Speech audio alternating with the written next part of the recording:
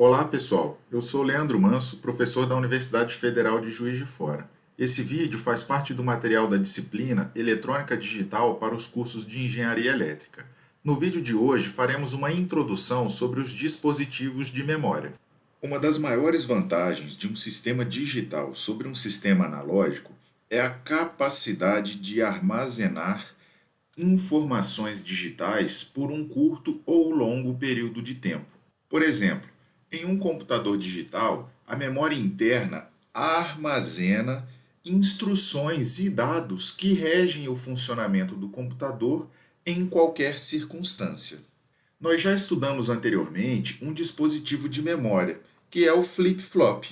O flip-flop ele é capaz de armazenar um bit de valor digital, né, seja ele 0 ou 1, durante um intervalo de tempo.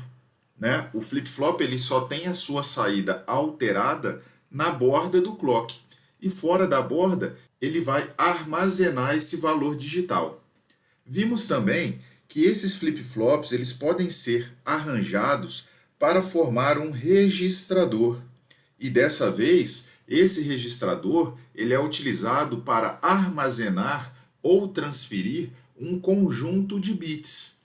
Pode ser um registrador de 8 bits, né, no caso 1 byte, pode ser um registrador de maior capacidade, mas ele vai ser capaz de armazenar uma informação de mais de 1 bit. Os avanços tecnológicos proporcionaram a construção de CIs contendo uma grande quantidade de flip-flops em um mesmo chip, constituindo assim o que chamamos de memória. Um sistema de computador geralmente utiliza dois tipos de memória, uma memória principal e uma memória auxiliar. Essas duas memórias possuem características diferentes. A memória principal do computador, ela precisa realizar operações rápidas. Já a memória auxiliar, também conhecida como memória de massa, ela deve ser capaz de armazenar enormes quantidades de dados. Pegando o exemplo do nosso computador pessoal, a memória principal é a memória RAM. E a memória auxiliar, a memória de massa, a memória de armazenamento é o nosso HD. Então nós temos aqui, nessa figura, o exemplo do computador. Então, na placa-mãe do computador, a gente tem o nosso processador, né, também conhecido aqui como central de processamento, né, CPU. Temos a memória principal, e essa memória principal ela é sempre uma memória semicondutora, né, ela é um circuito integrado de memória RAM. E temos a nossa memória de massa, memória de armazenamento. Ela fica externa à placa-mãe e ela se comunica através de um barramento. Essa memória de massa, ela pode ser uma memória magnética, uma memória óptica ou até mesmo uma memória semicondutora, como é o caso dos HDs com tecnologia SSD. A CPU, ela se comunica com a memória para ler e escrever dados e informações nessa memória e também para controlar se ela vai querer fazer num determinado momento uma escrita de dados, uma leitura de dados, se ela vai querer acessar a memória principal ou a memória de armazenamento. Então, todo esse controle da memória, de acesso à memória, ele é realizado pela CPU. Mais para frente, nós vamos ver em mais detalhes como esse controle pode ser realizado. Antes de aprender as operações de leitura e escrita nas memórias e as tecnologias e os diferentes tipos de memória, precisamos tomar conhecimento de algumas terminologias que serão importantes. Então vamos lá. A primeira delas é a célula de memória. A célula de memória é o dispositivo utilizado para armazenar um bit de informação. No geral, essa célula de memória vai ser constituída por um flip-flop. Mas vamos ver mais à frente que existem memórias cuja a célula é constituída por um capacitor. Palavra de memória. A palavra de memória é um grupo de bits. Se esse grupo de bits é do tamanho de 8 bits, ele ganha um nome especial de byte. Mas a palavra de memória pode ser de qualquer tamanho de bits. Pode ser uma palavra de 16 bits, de 32 bits, de 64 bits. Então, quando é 8 bits, o nome é byte. E quando é um número diferente de 8, é palavra de memória. A capacidade da memória. A capacidade da memória é o número de bits que podem ser armazenados. Por exemplo, a gente tem aqui uma memória de 4K por 20. É uma memória 4K posições. Então, ela vai ter uma capacidade total de 4K, 4 vezes 1024 posições. Em cada posição vai caber 20 bits. Então, o número total de bits vai ser igual a 4096, que é os 4K, vezes 20. Isso aqui vai ser igual a 81.920 bits. Então, lembre-se, pessoal, 4K não é 4.000, é 4 vezes 1024. Então, uma memória 4K por 20, ela vai caber 4.096 vezes 20 bits, que dá um total de 81.920. Tá? Outra terminologia importante é o endereço. Uma memória, ela pode ser interpretada como um conjunto de registradores. Então a gente tem aqui um registrador, outro. Cada um desses registradores tem a capacidade para armazenar uma palavra. Então a gente tem nesse primeiro registrador a capacidade para armazenar a palavra 0, a palavra 1 no segundo registrador, a palavra 2 no terceiro e assim sucessivamente. O tamanho da palavra vai depender do tamanho desse registrador. Se for um registrador de 16 bits, eu vou poder armazenar uma palavra de 16 bits. Se for um registrador de 8 bits, eu vou poder armazenar uma palavra de 1 byte. E para controlar o acesso a cada um desses registradores possui um endereço, que é um número que identifica aquela posição. Então, por exemplo, o registrador aqui da palavra 0, ele possui o endereço 0. O registrador da palavra 1, o endereço 1. O da palavra 2, o endereço 2. E assim sucessivamente. Então, vamos ver um pouquinho mais para frente que, quando a CPU quiser acessar a palavra 0, por exemplo, dessa memória, ela vai precisar especificar o endereço 0. Quando ela quiser fazer uma leitura ou escrita na palavra 3, ela vai precisar especificar o endereço 3. Então, o endereço é isso. Ele é um número que identifica cada uma das posições da memória. Numa memória, a gente pode realizar duas operações principais: a operação de leitura e a operação de escrita. A operação de leitura, ela é feita quando a gente quer acessar o valor de um determinado endereço da memória. E a operação de escrita é a operação que a gente utiliza quando a gente quer alterar o conteúdo de um determinado endereço da memória. A operação de leitura, então, ela não altera o conteúdo da memória, ela apenas acessa o valor armazenado numa determinada posição. Então, vamos ver aqui um exemplo. Temos aqui a nossa memória, né, que é aquele conjunto de registradores. Temos aqui o primeiro registrador, o segundo registrador, o terceiro, o quarto, o quinto. Cada uma dessas posições de memória ela tem capacidade para armazenar uma palavra de 4 bits. 1, 2, 3 e 4. E cada uma dessas posições ela possui um endereço. Então temos aqui o endereço 0 para essa primeira posição, o endereço 1 para a segunda, o 2 e assim sucessivamente, até o endereço 31. Então temos aqui os endereços em decimais, né? 0, 1, 2 até o endereço 31. Então temos ao todo 32 posições de memória. Tá? Então essa memória aqui ela tem uma capacidade de 32 palavras de 4 bits, ou seja, 128 bits. E aí, imagina que a gente queira realizar uma leitura na posição 11110, que é o endereço 30. Então, quando a gente vai fazer uma leitura no endereço 30, a memória vai pegar o que tem nessa posição aqui, que é esse conteúdo 1101, e vai colocar no barramento de saída. Então a CPU especificou o endereço 30 e a memória vai jogar na saída lá o valor correspondente a essa posição.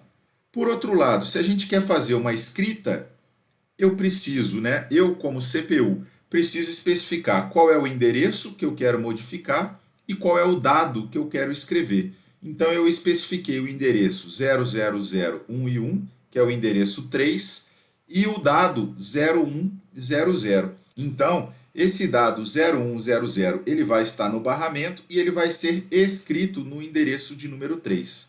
Percebam uma coisa, nessa operação de leitura, o conteúdo da memória ele é preservado.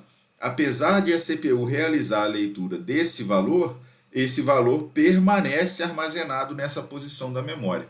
Na operação de escrita, o valor 0100 ele substitui o valor que estava aqui na posição 3 anteriormente. Então, são as principais operações que a gente pode realizar com uma memória.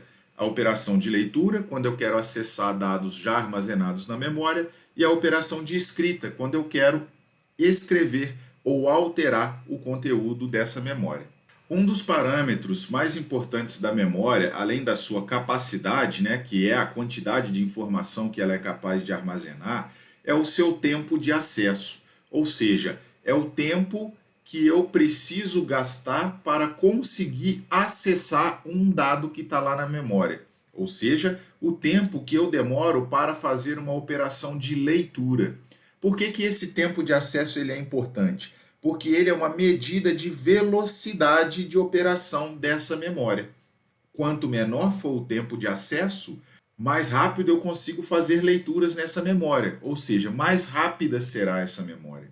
Quando a gente fala de um sistema computacional, a gente sabe que a nossa CPU ela consegue processar informações de maneira muito rápida, mas para que esse processamento seja efetivo, o acesso à memória também tem que ser muito rápido. Então, o tempo de acesso ele é um dos parâmetros mais importantes quando vamos escolher uma memória para o nosso projeto, para o nosso sistema computacional. Outro termo bastante importante é o termo volátil. Uma memória ela pode ser volátil ou não volátil. A memória volátil é a memória que necessita estar alimentada ou energizada para reter a informação. A memória RAM do nosso computador, por exemplo. Quando a gente desliga o computador, todo o conteúdo da memória RAM ele é perdido. Então, a memória RAM é uma memória volátil. O HD do nosso computador, por outro lado, é uma memória não volátil. Quando a gente desliga o nosso computador, toda a informação que está salva no HD, ela é preservada. E quando a gente liga o computador novamente, todos os nossos arquivos vão estar lá. Então, a memória não volátil é aquela que armazena a informação, mesmo não tendo energia. Já a memória volátil é a memória que armazena a informação apenas enquanto estiver energizada. Outros termos importantes são a memória de acesso sequencial e a memória de acesso aleatório. Se uma memória é de acesso sequencial, isso significa que o tempo de acesso, ou seja, o tempo de leitura, não é constante. Cada uma posição que eu for ler dessa memória, eu vou gastar um tempo diferente.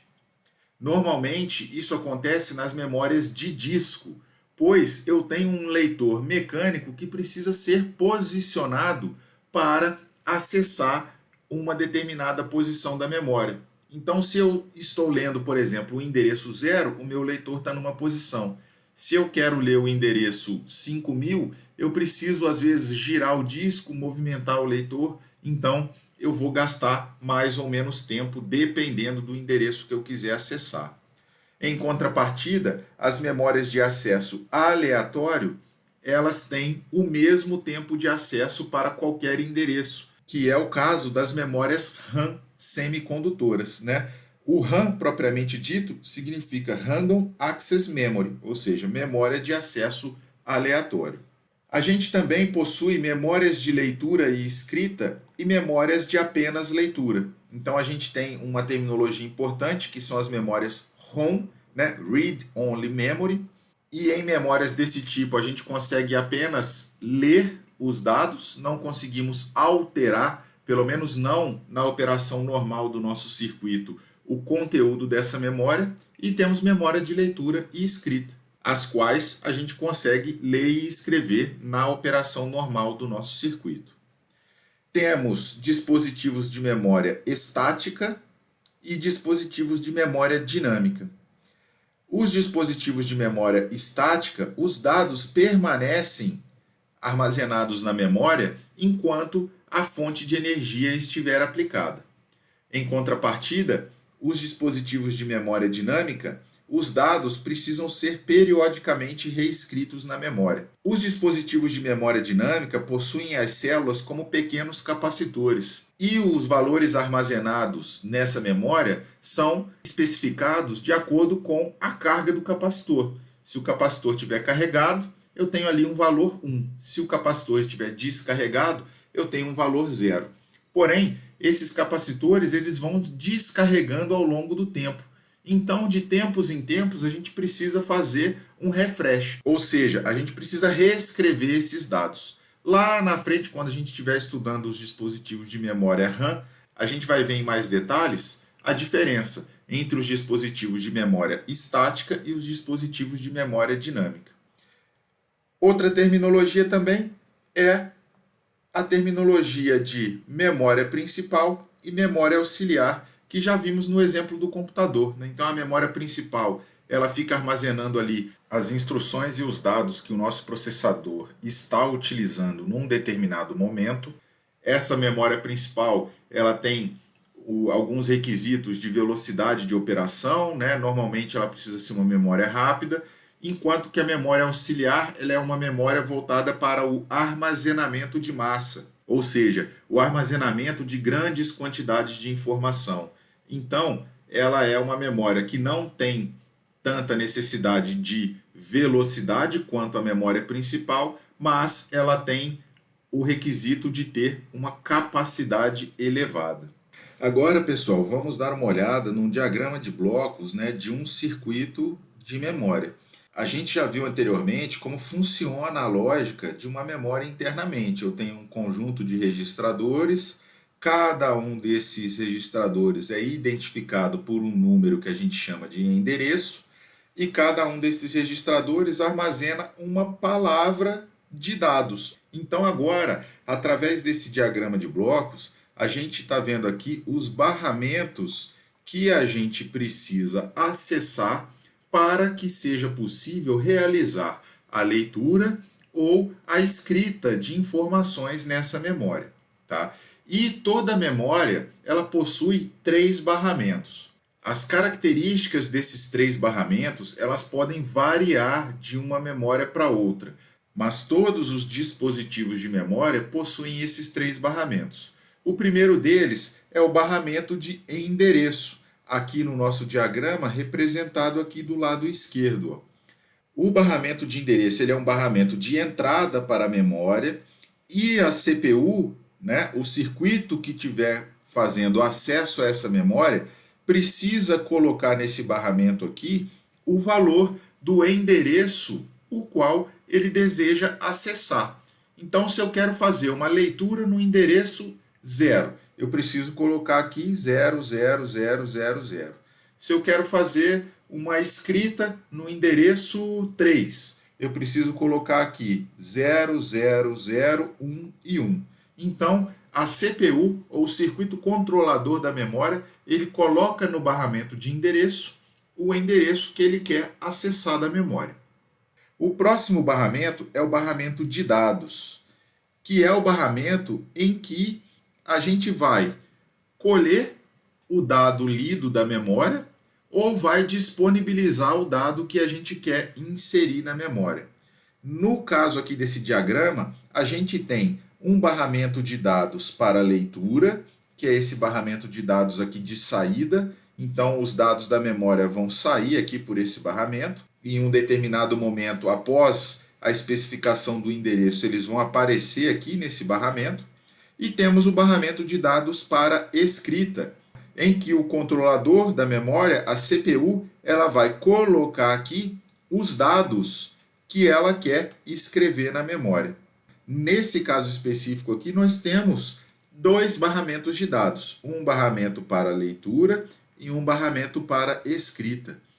Em determinados dispositivos de memória, a gente possui apenas um barramento de dados que é bidirecional, e ele serve tanto para a escrita quanto para a leitura. Quando a gente estiver estudando os dispositivos de memória em si, nós vamos ver memórias desse tipo. E o último barramento é o barramento de controle. É nesse barramento de controle que a gente vai especificar se a gente quer realizar uma operação de leitura ou se a gente quer realizar uma operação de escrita. Esse barramento de controle, ele varia de memória para memória, mas a gente sempre tem dois sinais que são bastante comuns, que são o habilitador da memória, tá? Ele pode aparecer com outros nomes, né? Mas a gente sempre vai ter um sinal com essa funcionalidade que serve para habilitar esse dispositivo de memória ou não. E nós temos também um sinal que controla se a gente vai fazer leitura ou se a gente vai fazer escrita. No caso aqui, é esse sinal read, write. Então, nesse caso aqui, ó, como a nomenclatura está dizendo para a gente, quando esse ponto aqui do barramento tiver nível lógico 1, significa que a gente quer fazer uma leitura. Quando nesse ponto aqui tiver nível lógico 0, ó, o W aqui de write está barrado, significa que a gente quer fazer uma operação de escrita.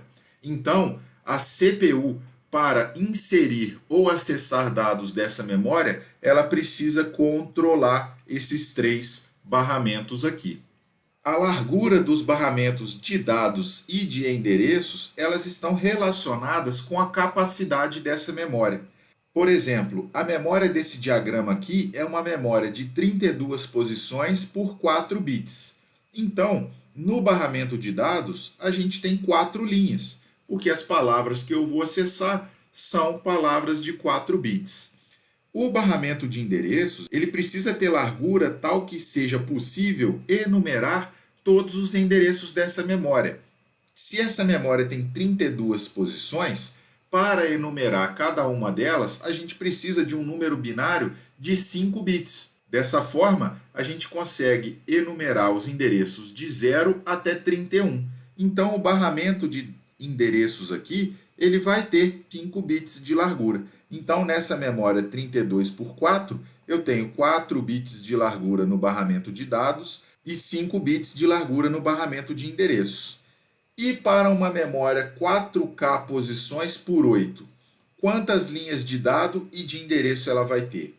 De dados, ela vai ter 8 linhas, porque cada posição da memória tem capacidade para 8 bits. Agora, quantas linhas de endereço ela vai ter? Eu tenho que ter linhas suficientes para enumerar 4.096 posições. Essa quantidade é o log na base 2 de 4.096, que é exatamente 12 linhas. Então, para uma memória 4K por 8, eu preciso ter 12 linhas no barramento de endereços e 8 linhas no barramento de dados. E essas linhas aqui, né, em termos práticos, elas vão determinar o número de pinos do circuito integrado da minha memória. Se eu preciso de 12 linhas para o barramento de endereço, eu tenho que ter 12 pinos lá no meu CI. 8 linhas para o barramento de dados, mais 8 pinos. Mais os sinais de controle, aí vai depender do tipo da memória, mais os pinos de alimentação. E aí, pessoal, quando a gente quer fazer uma operação de leitura ou escrita nessa memória, E aí, quando eu falo agente, eu quero dizer a CPU, o circuito que controla essa memória que a gente vai precisar projetar. Existe uma sequência de passos que a gente precisa obedecer, tanto para a leitura quanto para a escrita. Ou seja, se eu quero fazer uma leitura, eu preciso então determinar qual é o endereço que eu quero acessar, colocar esse endereço no barramento, controlar os sinais de controle dessa memória de forma correta, para que eu possa fazer a leitura, e só então eu vou receber os dados. Então vamos ver aqui nesse exemplo quais são as condições que eu devo colocar em cada um dos barramentos para que eu realize a leitura da posição 00100. Então a primeira coisa é colocar no barramento de endereço, disponibilizar no barramento de endereço dessa memória o endereço que eu quero ler. Então eu vou colocar aqui no barramento 00100. Então eu já determinei qual é o endereço que eu quero acessar dessa memória. Então agora eu preciso controlar o barramento de controle dessa memória para realizar a leitura. Se eu quero ler essa memória, eu preciso habilitar esse dispositivo. No sinal aqui de Memory Enable, de habilitação da memória, eu vou colocar nível lógico 1. Por que eu vou colocar nível lógico 1? Porque o ME aqui não está barrado. Então ele é ativo em nível lógico 1. E no sinal Read Write, como eu quero fazer uma leitura, eu vou colocar nível lógico 1 aqui também.